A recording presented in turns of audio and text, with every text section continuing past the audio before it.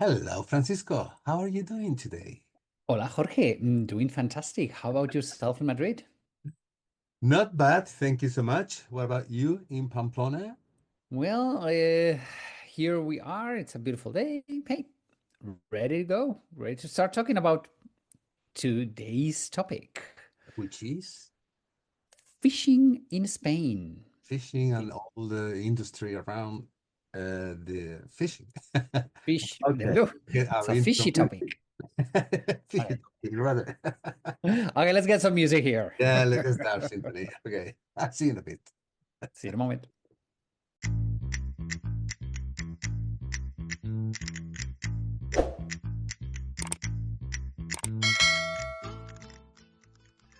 Well, Francisco. This is one of those topics that you think about it, but when we were brainstorming about our topics that we're going to talk, you came out with this, and then I said, fishing in Spain. And it's very important, it's very, very important because there are many facts around it. And not so long ago, we made a podcast regarding our fish industry to the world because Madrid happens to be the second largest fish market in the entire world, only followed by, following Tokyo, which is the first one. Mhm. Do you remember that, Yeah. podcast, Francisco? hmm it was a topic I didn't know much. Thank God you were there because I was like, okay, I know we're the second one, but I have no idea about anything else. So Well, learn a so lot. now we have done some research, and here we are just to bring you some of the data that probably we believe is kind of relevant to know.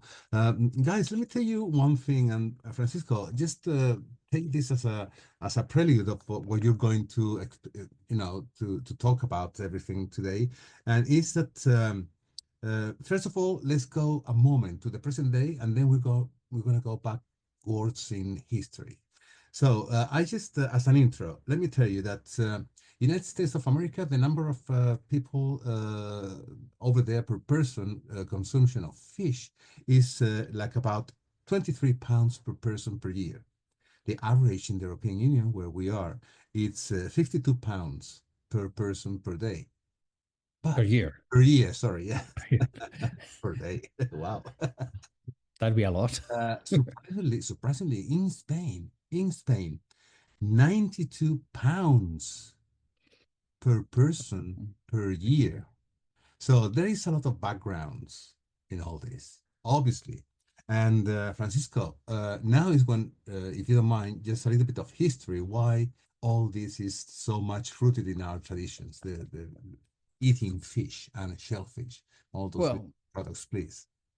first of all, we have to understand that Spain is almost totally surrounded by oceans, by water. We have in the north the Cantabric Sea, on the west the Atlantic Ocean, and southeast we have the Mediterranean. So we have a huge coastline, but from history, we have been fishing forever. And when I mean forever, I mean even in prehistorical times.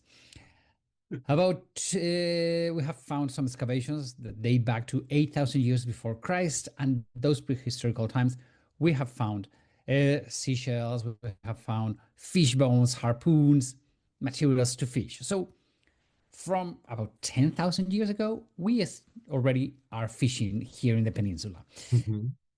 To have it a little bit more settled, we need to go about 1,000 years before Christ, were the Phoenicians. The Phoenicians, they come from the east Mhm. of the Mediterranean and they come all the way to Cádiz. Cádiz is all the way at the tip in Gibraltar down there, facing the Atlantic Ocean, is where they make a settlement, and it is the oldest living city in Spain, Cádiz, in Europe, Mhm. Cádiz. Correct. And it came to life thanks to fishing and trading. Fishing, the Phoenicians, they had a huge deal of teaching us how much we fish. And then when the Phoenicians came down and the Roman Empire came in, the trading with Spain was incredible, and especially with that area. Okay, what today is Cádiz, Gibraltar, your home, Malaga, Tarifa, all of that area became the center of trading with all the Roman Empire. And Mhm. we're talking a huge empire. And we are supplying them with fish, but also with garum. Garum, it was this incredible, beautiful, super tasty sauce that the Romans used to do. The garum, I've been researching about it. I was like, ah. I mean, Okay, you tell us. okay, so what you need to do is you get sardines, anchovies, small fishes, and How do you you spell that word, Francisco? Garum? garum, Garum, M. Okay. okay, garum. The garum, it's all of this fish, okay? They would put it open air, okay? With heads, with intestines, with the whole thing, okay? They would put layers of fish, salt, herbs like rosemary or thyme, whatever, fish, salt, fish, just, and that's the important thing is to have the heads and the intestines, Interesting. the stomach, and the whole thing, because the enzymes of the intestines and the heads will, and mixed with the salt, it doesn't allow it to putrefact, but it ferments. Mm-hmm. Yeah. Okay, so out of that fermentation, delightful fermentation, they would squeeze the whole thing, and a liquid came out, and that is garum. Garum, it was a very, very flavorful sauce, Condiments? a condiment. There we go. Uh-huh. But I mean, here the Romans did it, but if you go to Asia, you're Yeah. gonna find this type of sauce also in the traditional Asian food. Okay, so but we were the suppliers for a lot of empire, Yeah. so it was a huge thing. Then when the Muslims came, the Muslims, they loved our fish, okay? And we have to think here in Spain, Spanish Muslims and Jews, they did not eat pork, Mhm. so they were very big in fishing. And Yeah. so during all of those times, it was a huge thing. Uh, Once the Muslims come down, Renaissance, Isabella and Ferdinand, we are huge. 16th, 17th, 18th century. It's a huge, huge, huge industry that has kept up all the way to today. Okay, So, but when you say about that huge industry and regarding those centuries that you mentioned now, 16th, 17th, 18th century, I think that in that period of time in history, Basques has a lot of things to do with the fishing, and also you jumped in history many centuries. I'm jumping now from the south of Spain to the north of Spain. Is there any kind of difference in the techniques, the things, the type of fishes that they were yes. catching in one side or another? So, yes. Okay. So, let's leave, Mhm. great idea. Let's leave history on the side and let's come to geography. Okay, We're saying that in the north of Spain, we have the Cantabric Sea. correct. That's where I come from, the Yeah. Basque Country. Okay. The In the Bay of Basque Biscay, Country, right? the what? The Bay of Biscay. The Bay of Biscay, exactly. So, for many centuries, all around here, we have had whales. Okay, so we didn't fish, we hunted. We were huge whale hunters. And remember that whales, everything from the whale was used. Okay, the skin, it was leather for shoes, for belts, for Mhm. many things. Yeah. The meat, it was eaten. The fat was used for candles. Even the teeth, those little things, they were used for fans, for corsets, for umbrellas. So everything was used uh, for from the whales. The thing is that whale hunting, it was complicated. It was a lot of danger, and there was some climate changes, and the ocean got a little bit of temperature, and they moved a little bit away. So our sailors start moving away, and they found out that halfway there was cod. So Uh, our fishermen are yeah. the ones Yeah. who started to fish cod, and we were very, very good at fishing cod. Okay, cod, COD. It is one of the big fishes in the Basque country. Okay, you can eat it fresh or you can eat it salted and then desalted. It was the way to preserve the cod. Okay, so that was something very, very important for us. We would go everywhere to fish the cod. Okay, so we were super strong with cod. Has that tradition of fishing cod uh, Mhm. with the Basques anything to do with that law that it was revoked only 5 years ago, meaning that any Basque sailor was allowed to be killed by who? Please Okay, I tell us. thought you didn't know about this one. So I think it was 5 years ago. You're right. The news here, it opened here in the Basque Country saying that finally it's illegal to kill Basque people Oh, in finally. Greenland. Oh, We were nice. like, what do you mean that it's illegal? Was it legal? Ah, oh my God. And guess what? It was legal to kill Basque people because can you imagine how much fish, how much cod we stole from them? What do you mean it's We called? were Oh, you were fishing? we were fishing, but come on, if we went to other countries, to Greenland, and we fished so much that they were like so fed up that in order to protect the Yeah. fishermen, they said, "You can kill Basque people," and it is only five. Obviously, it was like it was the joke around here. It was like, "Hey, finally we can go." It was like we would go and nothing would happen. But I, I think it makes. I mean, it's a horrible thing to think about it, but it is the perfect example, Jorge, what you just said, to to understand the importance of our fishermen in here. Yeah. Okay, so it was huge, huge, huge, huge. And also how important is the codfish, the desalted codfish for your Yes, gastronomy? It's like yes. I would put it together with the fresh hake, which is Hmm. also another white fish, but this is fresh, mainly eaten fresh. Both of them, the desalted codfish and the hake, I assume that that is like, I would say the second religion in the Basque culture, isn't it? I would say it's the first one. Better. You know how much we love to eat around here. Yeah. Here Oh, yeah. in the Basque Country, it's about food and having the ocean so close. Yeah. Here we have cod, hake, and monkfish. Those are the three Fish. most Oh, yeah. important Yeah. fishes that we fish here. Uh-huh. The thing is that also now the climate change has mm, Mm. affected our fishermen a lot. And now they have gone, they're fishing a lot of anchovies. We're huge all the way, all the north, Basque Country, Asturias, Cantabria, all of this area is huge for anchovies. Mm. Yeah, we have very, very good anchovies. So this is the north part. If we go a little bit to the west, to Galicia, northwest of Spain, right on top of Portugal, Yeah. okay, for our people to understand, Mm. we are going to go and we are going to find a lot of seafood. Yeah. Okay? Right. Seafood, it is, still is a huge, huge, huge thing.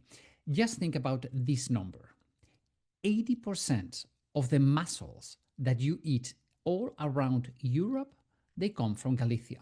80. 80%, Yeah. which is like, what? Yeah. All of them are from Galicia.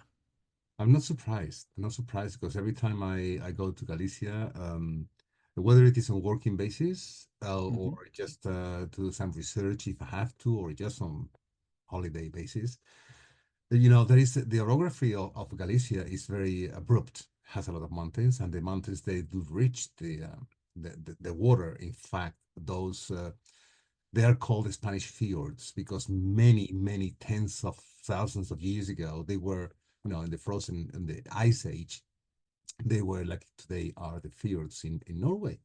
Mhm. So that means that they are deep water, very close to the coast. And when you see all these farms floating around in those fjords, uh, Mhm. just to mussel farms and also oysters farms as Yeah. well. There is, so many. So I'm not really surprised at all of what you're saying. I totally believe that, yeah, I would say even, we might be in the top rank of the whole world production of mussels. And I've also, researched a yeah, little bit about it, and Galicia produces about a 40% of the world mussels. 40, 40. Yeah, 40. 40. Oh, wow, that's The first almost one, it is China. almost like olive oil. Yeah, I mean, they are huge. I mean, Wow. the ocean is very good. It's very cold, has a lot of salt. Yeah. And as you say, it's very deep, right by the coast, so they don't need to go. You have all of these floating farms Yeah. in these fjords, and it's incredible. I mean, Mhm. eating mussels in Galicia or oysters, it's incredible. Wow. Also, I mean, one of the seafood that they cannot farm are barnacles, right? Sure. Barnacles, Yeah. they grow wild and they go in the rocks, and we have a lot of uh, barnacle fishermen and women, which Mhm. is a very, very, very dangerous thing. A lot of people dies every year Yeah. Yes. Catching is very fishing. dangerous. Yeah. Yeah. So up there, they have amazing, amazing, amazing seafood. Have Yes. you tried the barnacles? Yeah. Right? I just love them. Me It's too. one of my I favorite mean, to things. me, I love them, but I would not pay that crazy money. I mean, it's like Oh, it's extremely the expensive. price is way too expensive. I Yeah. mean, especially if you go for Christmas, that's Oh like, yeah, Christmas could go over very well. 1,000 euros, over a yeah, thousand euros a a kilo. kilo. Yeah, And crazy. you don't eat much. I mean, it's the flavor. It's Yeah. eating a barnacle. If our listeners have never eaten a barnacle, it's like getting the ocean in your mouth. I mean, it's like Mm, all the flavors. yeah. It's incredible. Hmm. So that's all the way north of Spain. As we go down, we have What about Portugal. the south? Yes. Yeah. Let's go a little bit more south than Portugal. Let's go to the south of Spain. Let's go to Andalusia. And of course, we have started talking about Cádiz. Yeah, which is which is, I mean, the religion in the religion, as you mentioned, in your area are the fishes that we mentioned about, and I do believe that you know what I'm heading to, which is the religion in the area of Cadiz and nearby Strait of Gibraltar, which is Fish. It is the tuna fish. It is the bluefin. the bluefin. That's Uh, right. Yeah. Hmm. so the thing is that it is the bluefin here. It is very, very good. The bluefin lives in the Atlantic Ocean, Hmm. and suddenly they have an urge. Let's talk about sex, baby. Let's What? okay. Well, no, they just want to reproduce, and to reproduce, they're gonna come into the Mediterranean. That is a little bit warmer.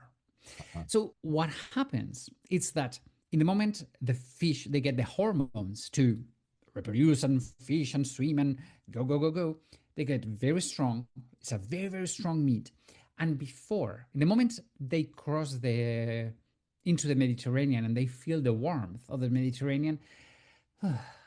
So the trick is to fish it on the way in when all those hormones, all of that excitement, all of that fishing into to reach the warm areas of the Mediterranean, they have made them very, very, very flavorful. Okay, Mhm. that is the moment when they do the fishing. Okay, and Jorge, how do we say tuna fishing in Andalusian? Atún. No, the tuna fishing, the almadrabas. Oh, the fishing. I'm sorry. The Yeah, fishing, not the fish, the yeah, that's a fishing. technique, isn't it? It is a what ancient technique. Mhm. Uh, Jorge, you're from down there. Yeah. How is the tuna being fished in Cádiz? Well, actually, there is a lot of nowadays. There is a lot of European directives. That we have a certain time frame of the year that we can do the catch, and then there is another time frame of the year that we have to let them reproduce. So that is very controlled right now. This technique, as you mentioned, is very ancient. It comes from the Romans. And the way they make it is basically by hand. They can spread a net just to keep them in a place, but they have to be caught by hand, one by one. It's not like a huge, big fishing net just collecting them. No, that's totally forbidden regarding if you want to keep the standards of that kind of, let's say, ID or tagging each piece that you do in your catching on an everyday thing when you can do it, of course. So that's why it makes it so expensive. Affordable, but a little bit high in price. Yeah. And Francisco, you go to Cadiz now and again in Mhm. one of the tours that you make for maybe either for you or for others. But you have tried the tuna fish down there. Isn't it special? Yes. Isn't it a different flavor? It's, I don't know. It is very red. It's very s- strong. It's not, it's flavorful. It is salty. To me, I love it grilled, but Oh no, that's it. not to me. I know you love your food overcooked. Yeah. You love your omelette overdone. I don't. To me, I love sashimi. Okay, like totally raw. Or I No, love. those things I can eat. But if you're gonna cook something, I mean, to me, in this case with the tuna fish, I'm sorry, it might be an abomination what I'm gonna say, but I like my tuna fish very well done. I If know it's raw in sushi, that's perfect. I love it, and I love it seriously. But you're if it's weird. cooked, has to be fully cooked. Sorry, You are so weird. I mean, you either nobody's perfect. like it totally raw or totally cooked. There's a middle ground in everything, my No, friend. no No, not for midterms. fish. No, I mean the tuna in from Cádiz, it's incredible. So good that here we're talking about sashimi and all of that. Japan, which is I would say the epitome of fish eating and the Mhm. culture of fish, it's beyond. A lot of the tuna that is fished here in almadraba style, it is shipped Yeah, to Japan, and they pay fortunes fortunes. for Yeah. this tuna. Right? So as you say, here it's, I don't want to say it's expensive. It is a little bit higher priced, Mhm. but it's so worth it. I mean, it's like if people love fish, the tuna in Cádiz, it is beyond, Yeah, beyond. yeah. So let's continue with the route. Let's go. This. Okay, Yeah. Cádiz, it is facing the Atlantic Ocean. And if you go a little bit down, you go to Tarifa, you go to Gibraltar, and then the magnificent Mediterranean. Mediterranean Rivera. Ah, the Mediterranean Riviera, where you're gonna find all the Mediterranean fishes. Okay, you're gonna find hake, you're gonna find octopus, you're gonna find delicious food. I mean, Jorge, you were born in Malaga. Yeah. Okay? Malaga, it is in Andalusia, all the way in the south, but facing the Mediterranean. Mhm. Your fish culture, it is incredible. All of that area, you have el pescadito frito, the fried fishes that are so good. I mean, they're beyond Yeah. good. Yeah. I mean, I've been raised eating fish, I could say almost every day of my life, you Yeah. know, either for lunch or dinner. And if I now at this stage in my life, if there is a week that passed by, I haven't eaten like 2 or 3 times a week of some fish, it's like I'm missing something. And okay, let's be honest about that, Francisco. With our lifestyle, we are out most of the time. So when we are out most of the time, I have to eat alone most of the time. You go to what you want to eat, or you eat what you Mhm. want to eat, all right? So if I have to eat out just on a working basis, okay, I'm not talking about a menu included in the tour that I'm making. No, I'm talking about just on my own. I'd rather go for fish rather than Yeah. for meat. I don't know about you. Well, to me, I used to be I love meat, don't get me wrong, Mm. but I think it's age. My body is not craving so much red meat, Mhm. it's craving more fish. We've always eaten a lot of fish, like you. I mean, it's like, I don't want to say on a daily basis, but Yeah. 4 or 5 times a week. Uh-huh. I grew up eating that much fish at home. Mhm. Then for some years it was more red meat. It's like you need, and now my body says, give me some nice hake or give me a nice tuna. So yeah, I mean, my body just needs more fish than meat. So we're back to eating a lot of fish. Yeah, I think we're both on the same page here. Yeah, I think we're on the Well, same page. Yeah. anyway, So you please, one of the things that you have talked is that we do have all of these European quotas and all of that. Right now, fishing in Spain, it is one of our main industries, but we are regulated by the European Commission. Okay, the mhm, European Union is the one that dictates how much of their quotas, and every year we are fighting because our fishermen want a higher quota, yeah, want to fish more, and the European government doesn't give it to us. mhm, Huge controversy because we are not allowed to fish, although Europe needs more fish than what we do.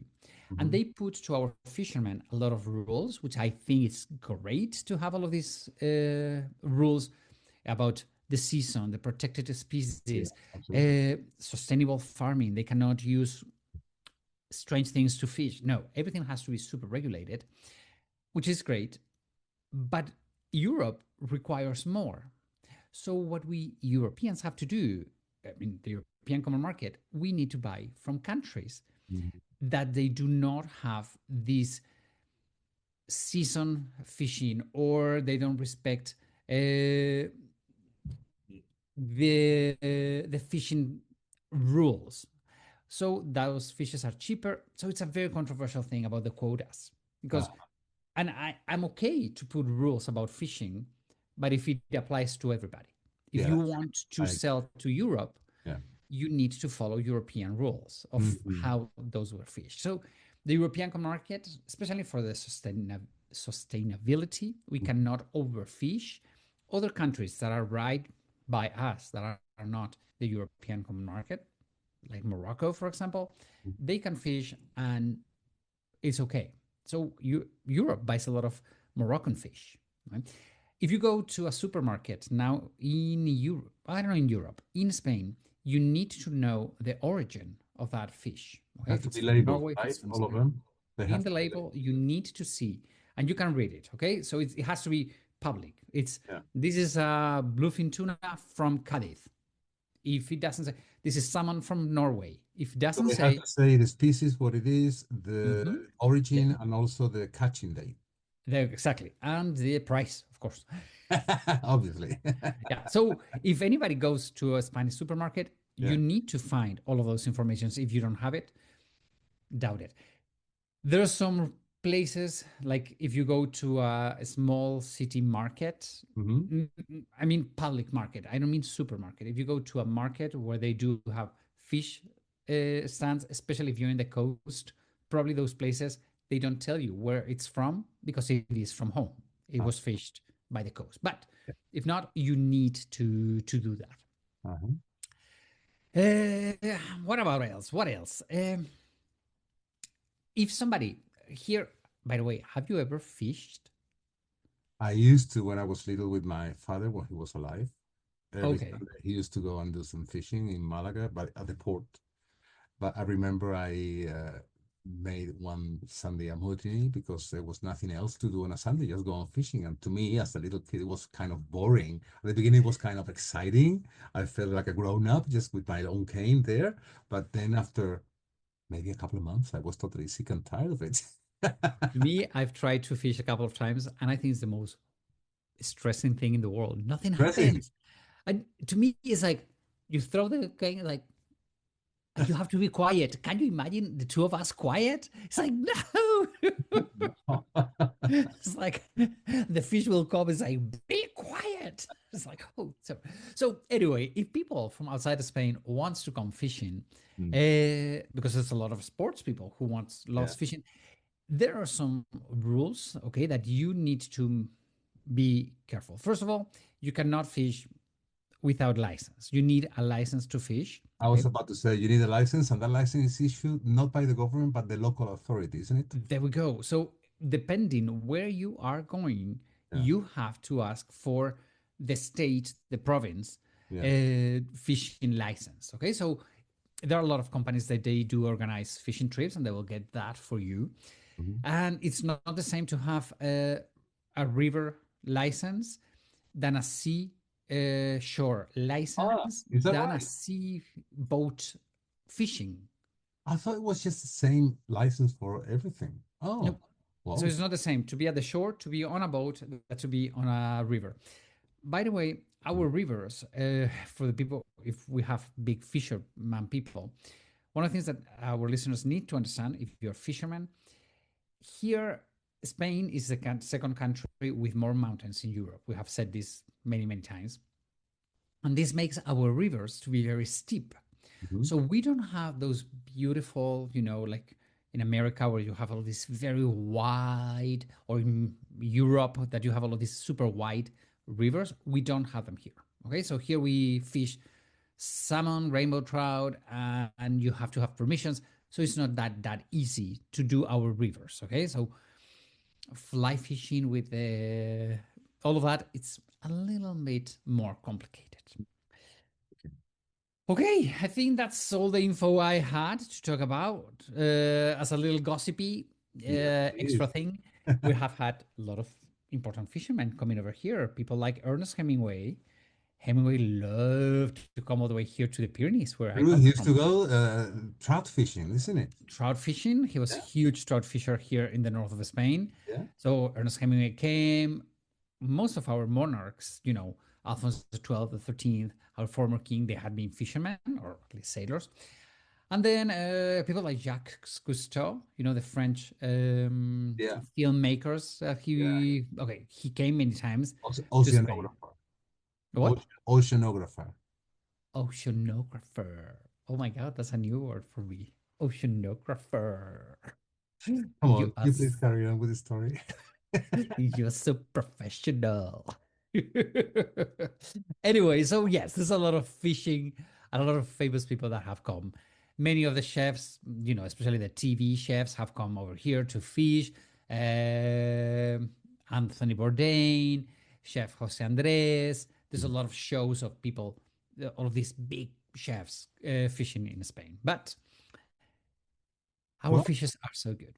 And I think that's all right. all. Well, there's another thing now that you have to do your homework for our listeners here. If you want to know more about it, just Google a little bit of the history. But the intention of this just to let from a very wide perspective, what's the fishing industry in Spain, the history, a little bit of both tastes, taste buds, and regarding what kind of fish we like more or not. And well, chicos, this is I have another. one thing more to say. Oh, what? What if our listeners want to try all of these amazing fish? Well, there's two ways. If Yes. you want to try the Oh, yeah. best Andalusian tours, Andalusian fish, guess what? You need to talk with Jorge. Jorge has an amazing Andalusian tour, Yeah. and you can check all the information on his website, which is travelingwithjorge.com. Okay, The name of there the you're tour, gonna. by the way, is The Essence of Southern Spain.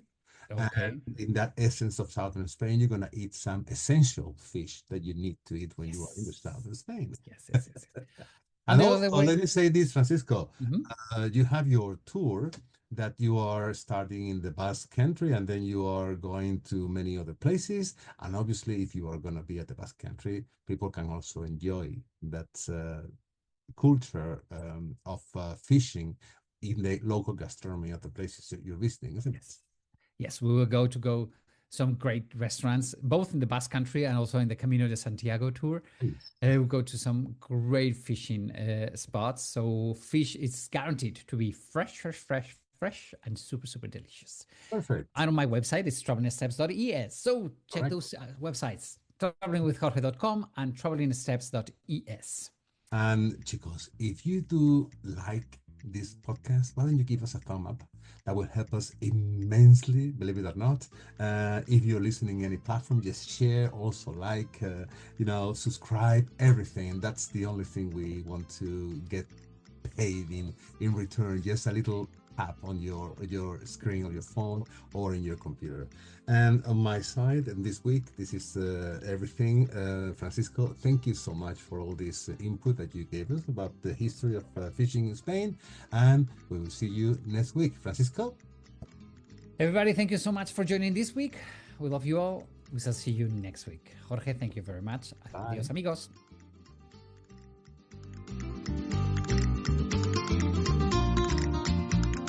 And as usual, we want to thank all our listeners for being there every week, letting us sharing our talks. Follow us in Spanish Loops in Facebook, Spotify, Apple Podcast, or your favorite platform. And in Instagram, you can find us as the Spanish Loops Podcast, no spaces, all together. If you want to find us the quickest way, just Google Spanish Loops Podcast and you will find us. Hasta la vista, amigos. See you next week.